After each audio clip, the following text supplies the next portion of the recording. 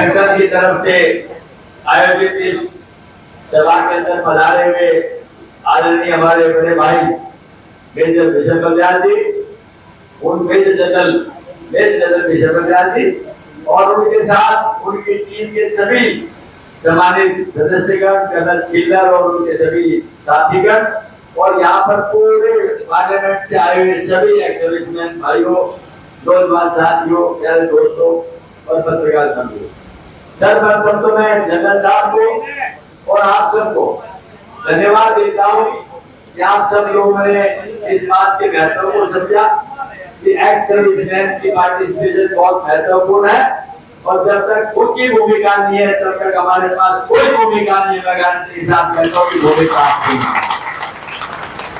हमारी फौजी भाइयों, मुझे याद है वो क्षण जब 2013 के अंदर पहली बार आज के प्रधानमंत्री, उस समय के प्रधानमंत्री के सिर्फ उम्मीदवार वो प्रधानमंत्री नहीं थे और उन्होंने रेवाड़ी के अंदर एक आप लोगों के द्वारा रैली आयोजित की और उस रैली में कहा था, मेरे देश के महान फौजी भाइयों, आप लोगों ने देश के प्राण दिए हैं, देश के इतिहास के अंदर अपना बलिदान लिखा है, आज तुमने ये रैली का आयोजन किया है। अगर मैं प्रधानमंत्री बना तो पहले दिन का आपको वादा करता हूँ कि आपका 1 जो वंचन पोस्ट है वो आपको आरोपी जो है वो मैं एक दिन में दे दूंगा, संपूर्ण जैसे दूंगा जैसे आपने चाहा है। लेकिन हुआ क्या कि मामूली सा काम करके त्रुटिपूर्ण आपका वो आरोपी दे करके और उन्होंने हमारे आंसू पूजने का काम किया। अरे मैं कहता हूँ प्रधानमंत्री जी से, क्या भूल गए उनके सम्मान को?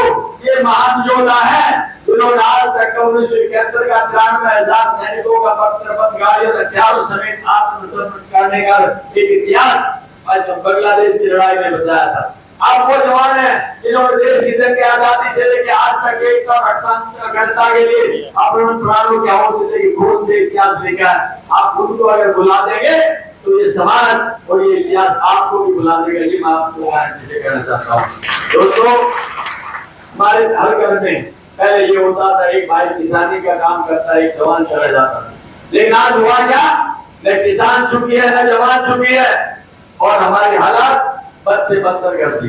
किसी आदमी ने सोचा भी नहीं था कि कोई अग्निवीर जैसी योजना आएगी। हम एक आशा करते हैं कि हमारा एक बच्चा फौज में जाएगा, कम से कम 25 से 30 साल तक शांतिपूर्ण तरीके से देश की रक्षा करेगा और फिर रिटायर होकर आ जाएगा तो यहाँ भी समाज सेवा के अंदर लगेगा और अगर काम आ गया देश के तो वो शहीद और उसके बच्चे शहीद के बच्चे कहलाएंगे। लेकिन इनको इस गरिमा का इल्म नहीं है। एक भाजपा का नेता खड़ा होकर नहीं कह सकता ये मेरा परिवार है जो देश की स्वतंत्रता सेनानी परिवार से जुड़ा हुआ है, ये मेरा परिवार है जो सैनिक परिवार से जुड़ा हुआ जिसने शहादत दी है। जब हम विधानसभा लोकसभा में ओबिटरी रेफरेंस पढ़ते हैं, हमें खुशी होती है इस बात की कि आपके इलाके से 33% लोगों की शहादत उसके अंदर नजर आती है। इसका मतलब यह है वो जज्बा आपके अंदर, आपके खून के अंदर आज भी बरकरार है जो देश के लिए सम्मान और रक्षा की बात करता है। दोस्तों, अब आपके ऊपर बहुत बड़ी जिम्मेदारी है हमारी। मैं हमेशा कहता हूँ अब 18 साल के बाद में 22 साल में जो बच्चा अग्निवीर से रिटायर हो जाएगा उसका भविष्य क्या है? न तो उसका भूत है, न भविष्य है, न पेंशन है, न पेंशन के बाद की रिटायरमेंट की लाइफ। वो आदमी निराशा के अंदर क्या करेगा? या तो नशे में जाएगा या अपराध में जाएगा या फिर सुसाइड कर जाएगा। क्या यही अच्छे दिन है? क्या यही दिन है जो देश के सैनिकों का आप देना चाहते थे? इसलिए मैं कहता हूँ कि इस प्रधानमंत्री जी और इस भाजपा सरकार ने एक तरह से मैं कहूँ कि हमारे फौजी भाइयों का अनादर किया है। तो इसमें कोई अतिशयोक्ति नहीं है, जो चाहिए था हमने दिया नहीं। मैं आप चाहूंगा कि सारे फौजी भाइयों के साथ में मुझे याद है वो बात तो गोविंदर सिंह हुड्डा जी आपके लिए बहुत सम्मान रखते हैं और बहुत बार जब भी कभी बात आती है जनरल साहब हमारे साथ रहते हैं, ये हमेशा सक्रिय भी रहते हैं, इनकी भूमिका बहुत सराहनीय रही है। और भाई मुझे याद है जब भारत जोड़ो यात्रा का कार्यक्रम चला हुआ था तो राहुल जी की तरफ से विशेष आग्रह था कि हम जो है हुड्डा साहब और हम थे, हुड्डा साहब जानते हम उनसे फौजी भाइयों से मिलना चाहते हैं। उनके ऑर्गेनाइजेशन से मिलना चाहते हैं। और तब मेरे ख्याल से 7 या 8 जनरल और आप में से बहुत सारे भाई, जब हमने फिरोजपुर दरगाह के अंदर शुरुआत की थी, पहले दिन ही आपसे मुलाकात हुई थी। और फिर जनरल रोहित भी उस दिन साथ थे।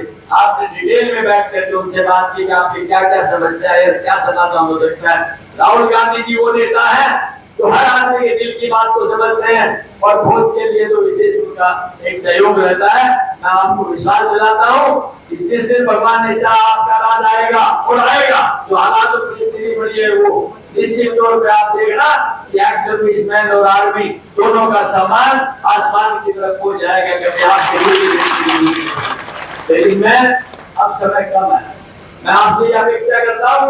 एक तो जनरल साहब ने कहा भाई आपका पंडाल अलग से लगवा दी, तो मेरे एक कंसर्न है मेरे भाइयों से मेरी बात है।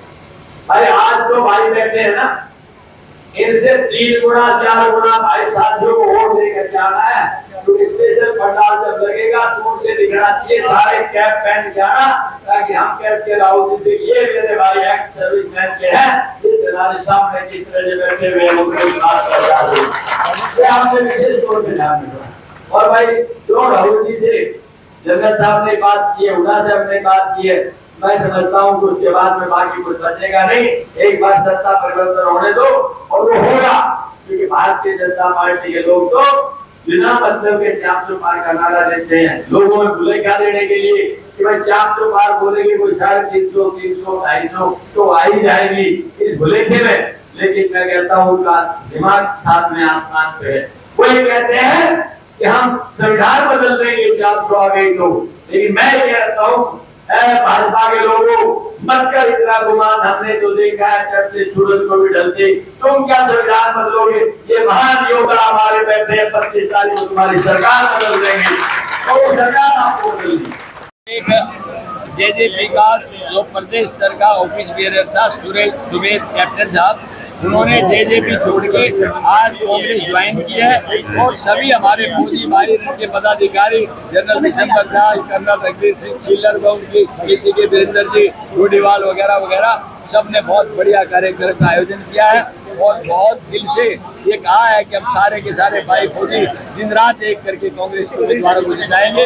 हमें पूरा भरोसा अपने फौजी भाइयों पे कि इनकी कथनी और करने में कोई अंतर नहीं होता, ये जो कहते हैं वो करते हैं। क्योंकि पूर्व सैनिकों की आपने समस्या है, उन्होंने बताया अग्निवीर का सबसे ज्यादा अग्निवीर का, OROP का जी, तो क्या कहेंगे उसको लेकर? बिल्कुल कांग्रेस ने अपने मैनिफेस्टो में दिया है, OROP की त्रुटियां दूर करेंगे, अग्निवीर को हटा करके वापस फौज के उसी फौज की भर्ती के तरीके को और सुधार करके लागू करेंगे। तो 22 तारीख को जो रैली है उसके बारे में बताइए जी। राहुल गांधी की जो रैली है उसके बारे में बताओ जी। राहुल जी की रैली 22 तारीख को 10 बजे राजरी से महेंद्रगढ़ की तरफ जाते हैं, तो थोड़ा सा चलते ही 1 किलोमीटर पहले ही आप राइट साइड में वेन्यू। कैसी रैली रहेगी जी? जबरदस्त, क्योंकि प्रधानमंत्री भी रैली कर रहे हैं अगले दिन तो हक है सबका जी, तो उसको लेकर क्या लगता है कि राहुल की रैली भारी पड़ेगी? देखिए बिल्कुल भारी पड़ेगी। प्रधानमंत्री जी ने, आपको ध्यान होगा, 2019 में भी रात्रि में रैली की थी।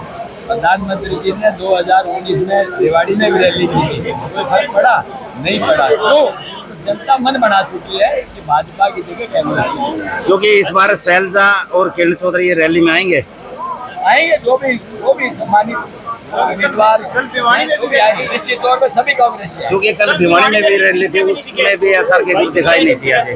कल भिवानी में भी रैली थी, उसमें SR के गुट दिखाई नहीं दिया। अपने अपने काम में लगे हुए, बाकी सब आएंगे। क्या तो इस बार